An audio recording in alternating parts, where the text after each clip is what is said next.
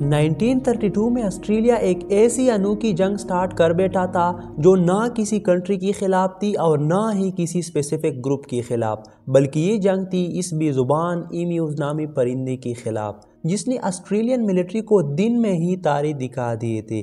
World war 1 کے بعد پوری دنیا پریشانی کے عالم میں تھی اور آسٹریلیا بھی اس کی زد میں آ چکا تھا۔ مارکیٹ میں ڈیمانڈ اور سپلائی کی ڈفرنس کی وجہ سے ہر چیز کی قیمت بہت کم مل رہی تھی، جس سے کسان اپنا خرچہ بھی نہیں نکال پاتے تھے اور فصلیں بھی اگانا بند کر دیے تھے۔ اگر ایسا چلتا رہا تو آسٹریلیا کے پاس خود کے کھانے کے لیے بھی کچھ نہیں بچے گا۔ اس چیز پر قابو پانے کے لیے آسٹریلوی سرکار نے کسانوں کو مجبور کیا کہ وہ ویٹ کی پروڈکشن شروع کرے اور ان سے وعدہ کیا کہ گورنمنٹ ان سے ویٹ اچھی قیمت پر خریدے گی۔ فارمرز حکومت کی اس بات کو مان گئے اور ویٹ کی پروڈکشن سٹارٹ کر دی، لیکن جب یہ فصلیں تیار ہوئی تو گورنمنٹ اپنے وعدے سے مکر گئی اور فارمرز کو کم ریٹ آفر کرنے لگی۔ فارمرز نے فیصلہ کیا کہ وہ اب ویٹس کو سیل ہی نہیں کریں گے اور اسی وجہ سے انہوں نے فصلوں کی کٹائی ہی نہیں کی۔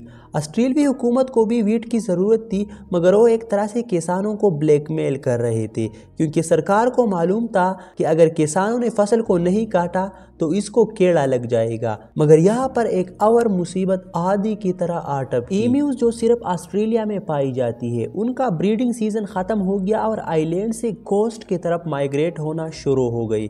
ان کو ویسٹرن آسٹریلیا میں تیار ویٹ فیلڈز نظر آئی۔ 20,000 ایمیوز کا ٹولہ ویٹس کی طرف روانہ ہوا اور راتوں رات فیلڈز کو کھا کر تباہ کرنے لگا۔ 5.5 فیٹ لمبا اور 45 کلوگرام وزنی یہ پرندہ ایک دن میں 2 کلو تک خوراک آسانی سے کھا سکتا ہے۔ یہ مسئلہ اب سیریس ہوتا جا رہا تھا۔ جب گورنمنٹ کو اس بات کا علم ہوا تو اس نے فوراً ایکشن لیا۔ ان کی نظر میں اس مسئلے کا صرف ایک ہی ریپڈ سلوشن تھا اور وہ تھا ملٹری آپریشن۔ آسٹریلیا نے پرندوں کے خلاف دی گریٹ ایمیو وار لانچ کیا۔ آسٹریلین ملٹری سمجھ رہی تھی کہ جب انہوں نے ورلڈ وار 1 میں اپنی حقیقی دشمنوں کو شکست دی ہے تو یہ پرندے کس قید کی مولی ہے۔ آسٹریلیا نے ملٹری ونگ تیار کر کے ویسٹرن آسٹریلیا بھیج دیا، مگر اس دوران بارشیں شروع ہو گئی اور ایمیوز کے پرندے پھیل گئے، جس کو اب اسپیسیفکلی ٹارگٹ کرنا مشکل ہو گیا تھا، جس سے ایمیوز پر حملے کو پوسٹ پون کر دیا گیا۔ اس کے بعد دوبارہ اس پر حملہ کیا گیا، مگر صرف 5 سے 7 تک مارے گئے اور باقی فرار ہو گئی، کیونکہ ایمیوز پرندہ 70 کلومیٹر پر آور کے حساب سے دوڑ سکتا ہے۔ یہ حملہ بری طرح سے ناکام ہوا تھا۔ کئی دن بعد اس پر مختلف اسٹریٹجی کے ساتھ حملہ کیا گیا، مگر اس بار بھی صرف 2 درجن ایمیوز ہی مری تھی کہ ان کی مشین گن خراب ہو گئی۔ دوسرے حملے میں بھی آسٹریلین ملٹری کو بدترین شکست ہوئی۔ اب تیسری بار آسٹریلین ملٹری نے ساؤتھ میں جا کر حملے کی منصوبہ بندی کی، کیونکہ یہاں ایمیوز کی تعداد زیادہ تھی۔ مگر یہاں پر ملٹری نے ایمیوز میں ایک عجیب بات نوٹس کی۔ یہاں کی ایمیوز کا سینس بہت ڈیولپ ہو چکا تھا، کیونکہ ایمیوز مختلف گروپس میں ڈیوائیڈڈ ہو چکے تھے اور ہر گروپ کا اپنا لیڈر ہوتا تھا۔ باقی کھانا کھاتے اور یہ اس کی نگرانی کرتے۔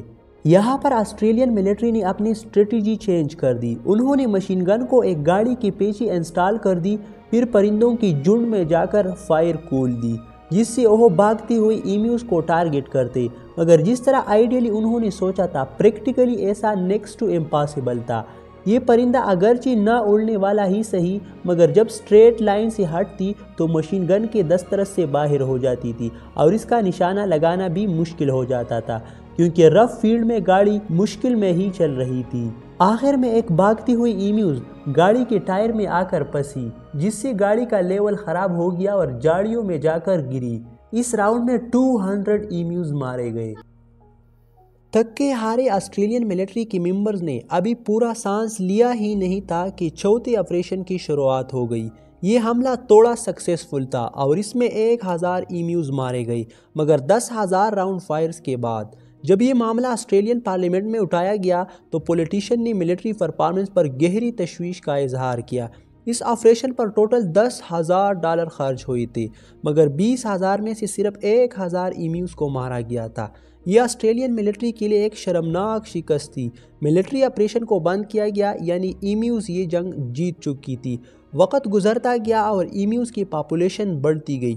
اب آسٹریلیا نے فارمرز کو گن دینا شروع کر دیا اور باؤنٹی سسٹم کو انٹروڈیوس کر دیا، یعنی جو کسان جتنی زیادہ ایمیوز کو مارے گا اسے اتنی زیادہ پیسے ملیں گے۔ یہ طریقہ پھر بھی کام کر گیا اور 2 سالوں کے بعد 1934 میں 6 مہینوں کے دوران 57,000 باؤنٹیز کلیم کی گئی۔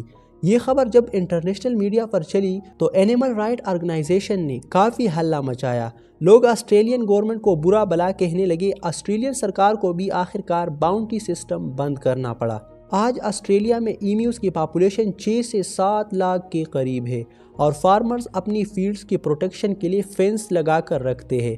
اب آسٹریلیا میں فارمرز کو جنگلی جانوروں سے اتنا خطرہ نہیں ہے، لیکن اوہو ایمیوز کے خلاف یہ جنگ اتہاس میں ہمیشہ یاد رکھے گی۔ امید ہے آپ کو یہ ویڈیو پسند آئی ہوگی۔ ملتے ہیں اگلے شاندار ویڈیو میں۔ خدا حافظ۔